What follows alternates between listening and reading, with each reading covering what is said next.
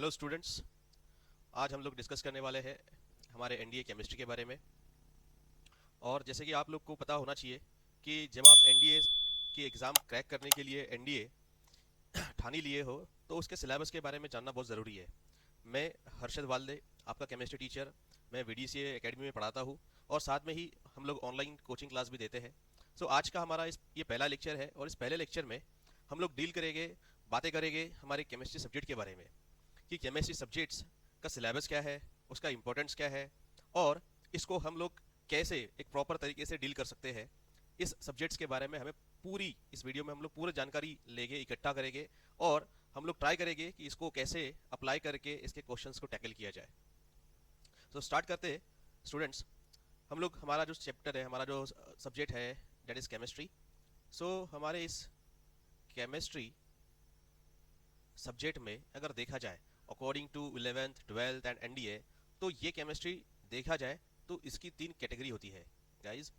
ये जो कैटेगरी होती है तो एक होती है हमारी ऑर्गेनिक केमिस्ट्री,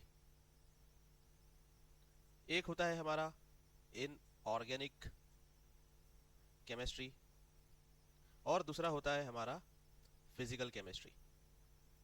अब अगर देखा जाए हमारे एनडीए के सिलेबस को, तो एनडीए में कहीं भी स्पेसिफाई नहीं करके दिया है कि बेटा ये ऑर्गेनिक है, बेटा ये इनऑर्गेनिक है और ये या फिर ये फिजिकल है। अगर आप इस पूरे एनडीए के सिलेबस को देखना चाहोगे तो जो भी चैप्टर आपको मिला है उस चैप्टर में आपको सभी ऑर्गेनिक, इनऑर्गेनिक, फिजिकल ये कंबाइन करके मिला है। स्टूडेंट्स, ये आपको गाइस आपको याद रखने का है कि एनडीए के सिलेबस में ऑर्गेनिक भी मिलेगा, इनऑर्गेनिक भी मिलेगा और फिजिकल केमिस्ट्री भी मिलेगा। कुछ मैंने क्वेश्चंस भी ऐसे राइज हुए थे और मैंने उनको देखा, बहुत बार बच्चे कंफ्यूज रहते हैं केमिस्ट्री के नाम से कि सर ऑर्गेनिक कौन सा है, इनऑर्गेनिक कौन सा है, फिजिकल कौन सा है। या फिर वो कभी कभी हमें क्वेश्चन भी करते हैं कि सर अगर मैं ऑर्गेनिक कर लूँ तो हमारा केमिस्ट्री, एनडीए का केमिस्ट्री निकल जाएगा क्या। फिर कभी क्वेश्चन करते हैं सर मैं सिर्फ फिजिकली करता हूँ, ऑर्गेनिक इनऑर्गेनिक मेरे पल्ले नहीं पड़ता है। तो ऐसे कंडीशन में कैसा है, मैं आपको तो बेटा ये नहीं बोलूंगा कि बेटा आप सिर्फ फिजिकल करो, ऑर्गेनिक करो या इनऑर्गेनिक करो। मैं आपको बोलना चाहूंगा कि ऑर्गेनिक, इनऑर्गेनिक, फिजिकल आपको तीनों पार्ट पर इक्वली ध्यान दे के ही इस एनडीए के केमिस्ट्री को हम लोग बेहतरीन तरीके से सॉल्व करके एक बेहतर नंबर पा सकते हैं। ये एक कंफ्यूजन दूर कर लो कि हमें सिर्फ तीनों में से कोई एक पार्ट ही पढ़ना है। अगर आप लोग ये कंफ्यूजन निकाल दोगे बेटा तो आपके दिमाग से ये जितने जल्दी कंफ्यूजन दूर होगा वैसे ही उतने अच्छे तरीके से आप पूरे केमिस्ट्री को डील कर पाओगे। सो बढ़ते हैं हम लोग हमारे सिलेबस की तरफ और देखते हैं कि ये सिलेबस में हमें दिखाई क्या पड़ता है कि जैसे कि इसके हम लोग सिलेबस के बारे में बात करें। इसके हम 1 मिनट इसके सिलेबस के बारे में हम लोग बात करें तो फॉर एग्जांपल नहीं, हम लोग देखेंगे कि यहाँ पे कुछ चैप्टर्स है और उन चैप्टर्स को डील करने के पहले बेटा मैं आपको बोलूँगा कि क्या आपके मन में ये एनडीए केमिस्ट्री पढ़ने के पहले ऐसे कुछ क्वेश्चन अराइज होंगे, सर ये केमिस्ट्री केमिस्ट्री आप कर रहे हो लेकिन केमिस्ट्री है क्या। तो हम लोग पहले ये देखते हैं कि ये चैप्टर स्टार्ट तो करेंगे लेकिन केमिस्ट्री क्या है। तो बेटा केमिस्ट्री इज नथिंग बट ये मैटर और उसके इंटरेक्शन की स्टडी है। जैसे कि आपको पता होगा कि मैटर के 3 स्टेट होते हैं, दैट इज सॉलिड, लिक्विड और गैस। सो आप मेरे शब्दों को पकड़ो बेटा, केमिस्ट्री, मेरे शब्दों पे ध्यान देना। मैं आपको बताने जा रहा हूँ chemistry it is study of matter and it's interaction. जिसने भी इन शब्दों पे ध्यान दिया बेटा उसी को ये समझ में आएगा कि केमिस्ट्री क्या है। मैटर और उनका इंटरेक्शन, यही एक, अगर इसकी डिटेल स्टडी किया जाए, study of matter and interaction is its we called chemistry. So matter की बात करूँ सो सॉलिड, लिक्विड, गैस। जैसे कि आपको पता है ये तीनों एक स्टेट है मैटर के। सो क्या होता है ना, फॉर एग्जांपल हम लोग लेते हैं यहाँ पे एक बीकर। इस बीकर में हमने एक liquid that is water H2O डाला और इस वाटर में हमने बेटा ऐड किया गैस। और गैस कैसे, तो प्रेशराइज गैस, प्रेशर के थ्रू। बेस्ट एग्जांपल अगर आपको मैं दूंगा तो वो एग्जांपल है Coke. Coke means what, it is a carbonated water, and carbonated water में वाटर के अंदर मीन्स लिक्विड के अंदर गैस को प्रेशराइज तरीके से फिल किया जाता है, सोल्यूबल किया जाता है, जिसको हम लोग बोलते हैं सोल्यूशन, वो भी एक टाइप का सोल्यूशन है। सो यहाँ पे आप देख रहे होगे हमारा वो मकसद नहीं कि क्या इंटरेक्शन हो रहा है, हमारा ये देखना है कि मैटर कैसे एक ये लिक्विड स्टेट, कैसे ये एक गैस स्टेट, ये दोनों अलग अलग स्टेट है और दोनों का इंटरेक्शन क्या हो रहा है, इस इंटरेक्शन के स्टडी को हम लोग कहेंगे केमिस्ट्री। शॉर्ट में, ना ज़्यादा झंझट, ना ज़्यादा डीप जाते हुए, बस बेसिक सिंपल आपको समझना है कि जो भी आपको पढ़ना है तो मैटर किस, मैटर और इंटरेक्शन, मतलब मैटर और उसके इंटरेक्शन के स्टडी करना है। अब स्टडी कैसे करना है तो आपको मैं बताऊंगा। बेटा स्टडी में आती है उसकी फिजिकल प्रॉपर्टी, बेटा फिर आती है उसकी केमिकल प्रॉपर्टी, फिर बेटा आती है उसका स्ट्रक्चर, फिर बेटा आता है उसका कंपोजिशन।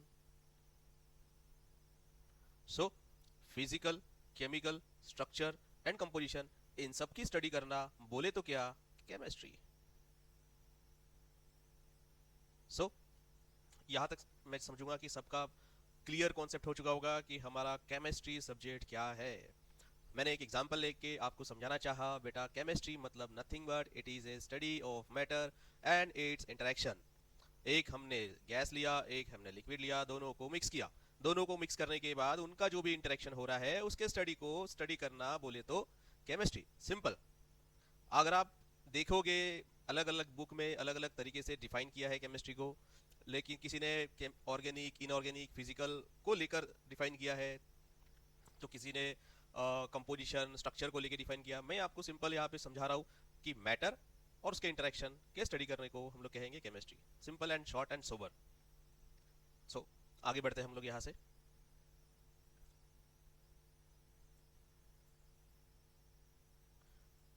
हम लोग यहाँ से आगे बढ़ेंगे और जैसे कि मैंने आपको बोला था बेटा केमिस्ट्री जैसा मैंने समझा दूंगा, और केमिस्ट्री समझाने के बाद मैं आपको बताऊंगा कि इसका सिलेबस क्या होता है। तो बढ़ते हैं हम लोग अपने सिलेबस की तरफ।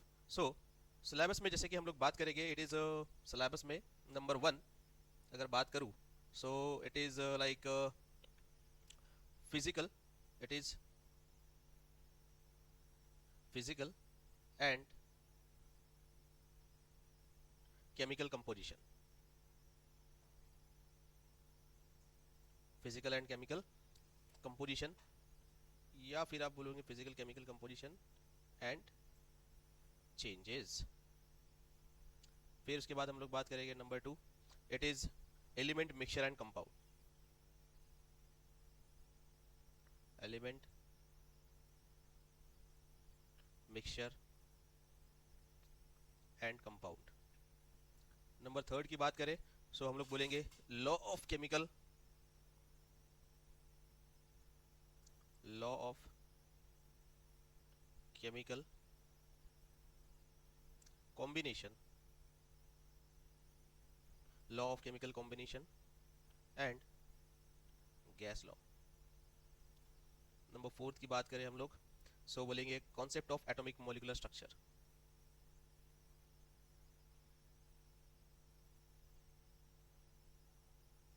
Concept of atomic molecular structure. Number 5 की बात करें so it will B periodic classification of element,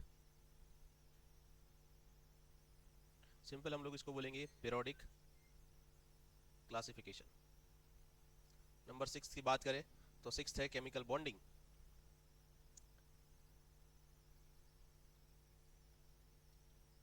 chemical bonding ये बहुत ज़्यादा इंपॉर्टेंट है according to IIT, NEET and as well as NDA exam. और भी है, मैं आपको धीरे धीरे कैटेगराइज करके समझाऊंगा। 7th है हमारे पास, it is acid, base and salt, acid, base and salt. उसके बाद नंबर 8 है हमारे पास oxidation reduction,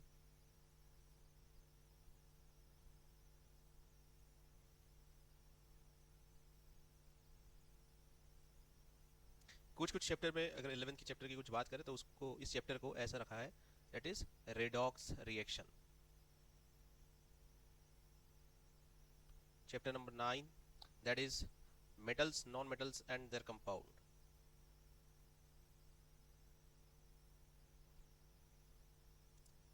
metals and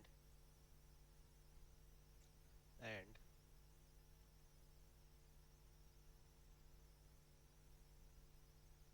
and their compound. And chapter number 10, some basic principle of chemistry. So guys यहाँ पे हम लोग देख रहे हैं कि chapter number 1 physical chemical composition, chapter number 2 element mixture and compound, chapter number 3 it is law of chemical combination and gas law, chapter number 4 it is concept of atomic molecular structure, chapter number 5 that is classification. Guys ये जो classification है periodic table का 11th में कभी कभी यहाँ पे इसे इस नाम से भी जाना जाता है, ट्रांजिशन एलिमेंट, या फिर कभी कभी इस नाम से भी चैप्टर्स है डी एंड एफ ब्लॉक. ठीक है. सो चीजें वही है लेकिन यहाँ पे नाम कुछ और है. आपके 11th के टेक्स्ट बुक में नाम कुछ अलग रहेगा, यहाँ पे कुछ और, लेकिन अंदर का जो मटेरियल है, जो भी पढ़ने वाला मटेरियल है वो सेम है. आप मटेरियल से पीछा नहीं छुड़ा सकते, लेकिन हाँ बुक में अलग अलग चैप्टर्स के नाम अलग अलग तरीके से पेश किया गया है. अगर मैं इसकी बात करूँ एसिड बेस एंड सॉल्ट, तो ये जनरली एक चैप्टर है 12th में, डेट इज आयोनिक इक्विलिब्रियम. ये 12th के चैप्टर्स को क्या किया है, यहाँ पे एनडीए के सिलेबस में एसिड बेस एंड सॉल्ट के नाम से रखा गया है. उसी तरह ये जो चैप्टर है ऑक्सीडेशन रिडक्शन, यहाँ पे 11th में रिडॉक्स रिएक्शन के नाम से रखा गया है, और सेम 12th में इसका एप्लीकेशन पार्ट है that is electrochemistry.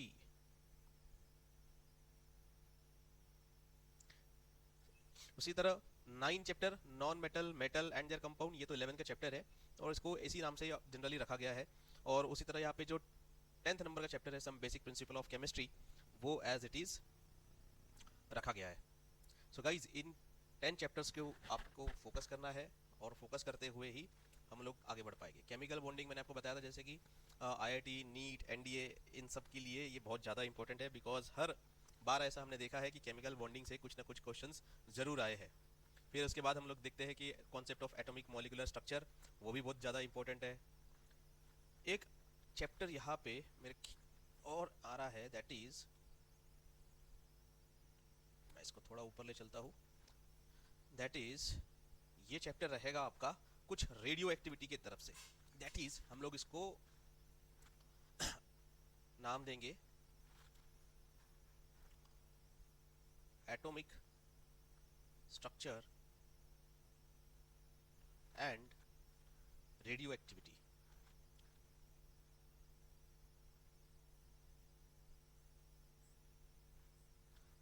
That's it. यहाँ पे इस चैप्टर में एटम,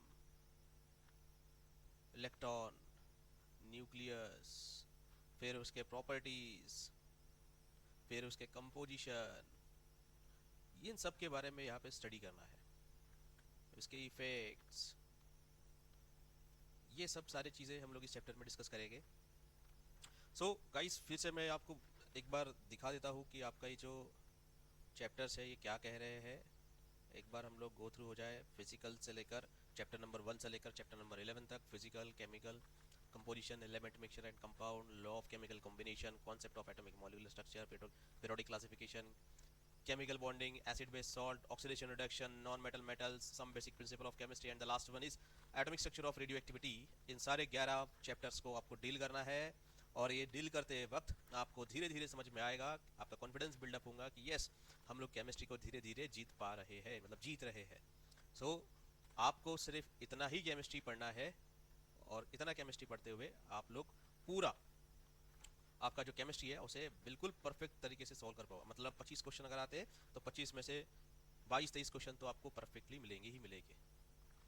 सो गाइस आज का पहला हमारा लेक्चर है, हमारा पहला वीडियो है आपके लिए. सो मैं कभी नहीं चाहूँगा कि इस पहले लेक्चर में आप डायरेक्टली चैप्टर्स पे डील करो, क्योंकि बेटा इसमें ऐसे बहुत सी चीज़ें हैं जो आप डायरेक्टली डील नहीं कर सकते. जैसे कि फॉर एग्जांपल मैं आपको समझाना चाहता हूँ कि अगर केमिस्ट्री को पढ़ना है तो उसके कुछ शॉर्ट्स आपको उसके, हम लोग कहेंगे कि कुछ फॉर्मूलेज, कुछ ट्रिक्स, ये सब आपको रखना पड़ेगा ध्यान में। अगर आप ध्यान में रखोगे तब जाके ही इस केमिस्ट्री को सीख पाओगे। तो कह रहे हैं कुछ टेक्निक्स या फिर कुछ सम एक्स्ट्रा कीवर्ड्स जिससे कि आपको केमिस्ट्री इजी जाए, ना कि हार्ड जाए। कभी कभी एग्जाम में ऐसा होता है, कभी कभी कुछ अलग चीज़ें देख लेते हैं और वो अलग चीज़ें देखकर, कुछ अलग चीज़ें देखकर हम लोग कहते हैं कि अरे सर ये कहाँ से आ गया, वो कहाँ से आ गया। रहता वही है, कुछ अलग नहीं रहता है, लेकिन हम लोग कंफ्यूज हो जाते हैं। क्यों? क्योंकि हमें ये शॉर्ट्स, एब्रिवेशंस, ये शॉर्टकट्स, ये शॉर्ट फॉर्म, मैं जब से ये वर्ड्स ढूंढ रहा था शॉर्ट फॉर्म, ये शॉर्ट फॉर्म नहीं मिल पा रहा था वर्ड्स। सो गाइज ये शॉर्ट फॉर्म्स हमें पता रहना चाहिए, जितने भी हमारे केमिकल कंपोजिशंस है। अगर हमें शॉर्ट फॉर्म्स पता रहे तो शॉर्ट फॉर्म्स के जरिए हम लोग किसी भी कंपाउंड्स को इजीली जज कर पाते हैं। फॉर एग्जाम्पल्स मैं आपके सामने कुछ एग्जाम्पल्स रखता हूँ, एग्जाम्पल्स रखूंगा तो आपको क्लियर हो जाएगा कि मैं किस किस बारे में बात करना चाहता हूँ। फॉर एग्जाम्पल एग्जाम में आया एमी, तो बोले एमी तो क्या? एमी का मतलब होता है इट इज मिथाइल ग्रुप, और इसकी स्पेलिंग चालू होती है that is methyl. So guys जैसा कि हम लोग डील कर रहे थे, यहाँ पे मैंने बताया था कि एग्जाम में क्वेश्चन के अंदर कभी कभी ऐसे कुछ वर्ड्स आपको दिखाई देंगे, जैसे कि मैंने यहाँ पे लिखा हूँ it will be like, it will be like M E. So M E ये कोई स्ट्रक्चर में रहेगा, फॉर एग्जाम्पल MEC2H5। ऐसा अगर एग्जाम में क्वेश्चन आ गया तो आप लोग कंफ्यूज में पड़ जाओगे, सर ये एम ई क्या है, मुझे ये तो आपने बता दिया C2H5 है। सो बेटा ये जो ऐसे एम ई वगैरह जो शॉर्टकट्स आते हैं, हमें सबसे पहले तो इसको डील करना पड़ेगा, ये समझना पड़ेगा कि ये शॉर्टकट्स है क्या आखिर, और इन शॉर्टकट्स का मतलब क्या होता है, ये हमें क्लियर करना पड़ेगा। सो गाइज क्योंकि ये आज का पहला वीडियो है तो मैं आपको जरूर, मैं चाहूँगा और ये मैं ज़रूर चाहूँगा कि आपको ये जो शॉर्टकट्स है, ये शॉर्टकट्स से आप रूबरू हो जाए। सो चलते हैं हम लोग हमारे इस पार्ट की तरफ, जिसका नाम है,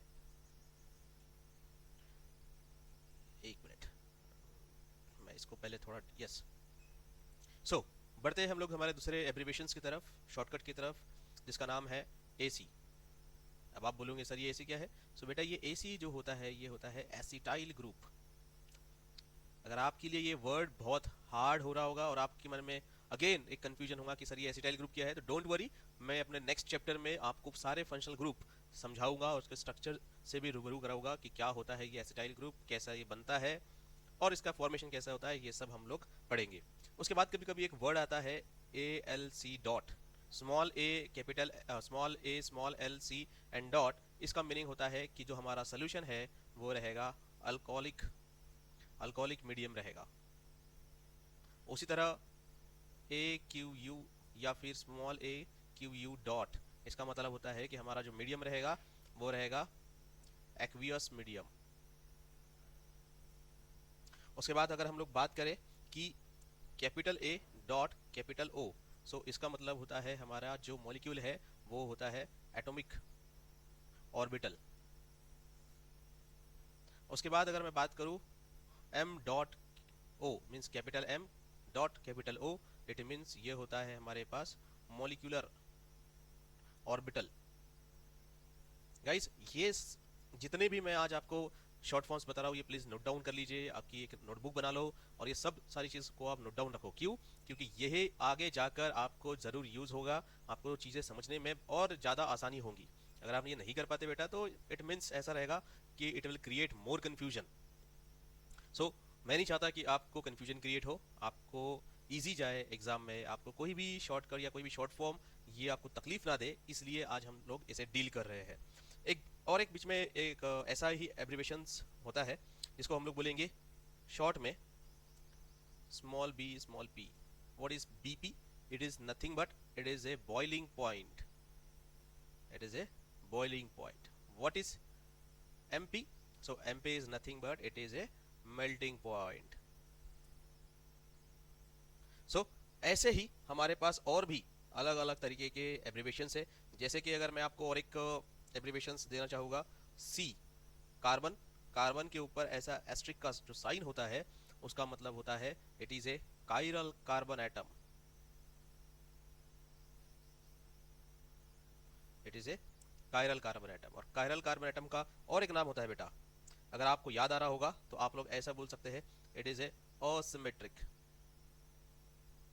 असिमेट्रिक कार्बन एटम। उसी तरह अगर कार्बन के ऊपर एस्ट्रिक का साइन है बेटा तो आपको ऐसा लगेगा कि सर ये एक असिमेट्रिक है, लेकिन अगर कार्बन के ऊपर प्लस आ गया, मैं बोलूँगा, मैं कहना चाहता हूँ कार्बन के ऊपर अगर प्लस आ गया तो हम लोग बोलेंगे इट इज कार्बो कटायन। सो ऐसे कुछ आपको जो शॉर्टकट से ये कीवर्ड्स है ये याद रखना पड़ेगा। सो बिकॉज क्योंकि ये कुछ कीवर्ड्स है उसे याद रखना पड़ेगा। सो आप इसको धीरे धीरे नोट डाउन करते चलिए कि इसका मीनिंग क्या होता है और इसे हम लोग कैसे लिखते हैं, बिकॉज ये आगे जाके कहीं ना कहीं यूज होने वाला है। सो अगर बात करूँ ATM, small a small t small m, so it is atmospheric pressure.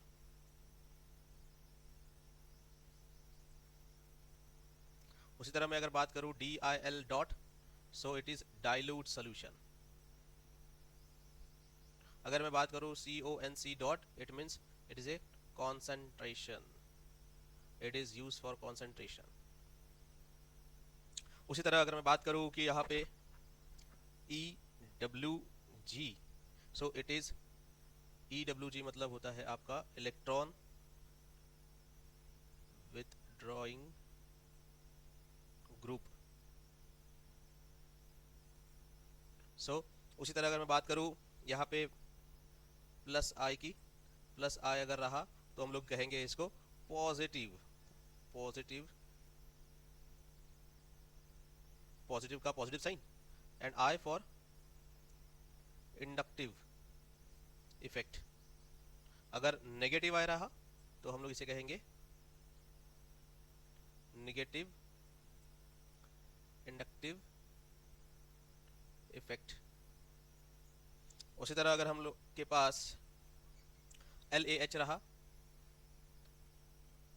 तो ये तो LAH रहा, सो हम लोग L फॉर होता है यहाँ पे लिथियम, A फॉर होता है एल्यूमिनियम, H फॉर होता है hydride. So it is lithium aluminium hydride. So it is lithium aluminium hydride. उसके बाद अगर हम लोग कुछ और एब्रीवेशंस की बात करते हैं जिससे पता चलेगा कि अगर कभी ऐसे कुछ रहा NIT, एक मिनट मैं इसको थोड़ा मिटा के अच्छे से हम लोग लिखना चाहेंगे इसको, small n small i and small t and dot. इसका मतलब होता है कि जो रिएक्शन है वो है आपके पास नाइट्रेशन की। उसके बाद अगर कभी यहाँ पे ऐसा रहा कि पॉजिटिव R लिखा रहा तो हम लोग बोलेंगे कि ये एक पॉजिटिव का पॉजिटिव है, positive, it is resonance. Negative R again it is negative resonance. So इस तरीके से हम लोग डील कर सकते हैं और ऐसे बहुत सारा लिस्टिंग है, आप टेंशन ना लो, बिकॉज ये एब्रीवेशन कुछ इस तरीके के एब्रीवेशंस को मैं, इसकी जो लिस्टिंग है ये जल्दी हमारे जो यूट्यूब चैनल है VDCA एकेडमी का, दैट इज VDCA एकेडमी, आप इसको लाइक शेयर एंड सब्सक्राइब करके रखिए ताकि हम लोग इसका जो मटेरियल है वो भी अपलोड करते रहे, तो आप उसका यूज़ करते रहे ऑनलाइन और इसे पढ़ते रहे। सो अगेन मैं कहना चाहूँगा बेटा, ये अगर ये नोट्स अगर आप चाहना चाहते हो, अगर ये लिस्ट इतनी ही नहीं है, ये और भी ज़्यादा लिस्ट बड़ी है, और इतनी बड़ी लिस्ट को मुझे यहाँ पे समझाना ये पॉसिबल नहीं है, बिकॉज यहाँ पे हमें समय की नज़ाकत को देखते हुए, समय को ध्यान में रखते हुए यहाँ पे इसको यहीं पे रखना पड़ेगा। मतलब अगर मैं कंटिन्यू लूँ तो आप अभी 2 घंटे और पढ़ाऊंगा तब जाके वो लिस्ट खत्म होगी। सो मैं इसकी लिस्ट अपलोड कर दूंगा जितने भी हमारे एब्रीवेशंस हैं, और ये एब्रीवेशंस अपलोड होते बराबर आप लोग को नोटिफिकेशन आ जाएगा, और नोटिफिकेशन तभी आएगा जब आप हमारे चैनल को लाइक सब्सक्राइब करके रखोगे, और ज़्यादा से ज़्यादा हो सके तो आपके जो दोस्त हैं उनको भी शेयर करिए ताकि ऐसे फ्री वीडियोस को आप यूज़ कर पाए और अपने नॉलेज को बढ़ा पाए। सो आज के लिए बेटा इतना ही, मिलते हैं हमारी नेक्स्ट क्लास में। Thank you.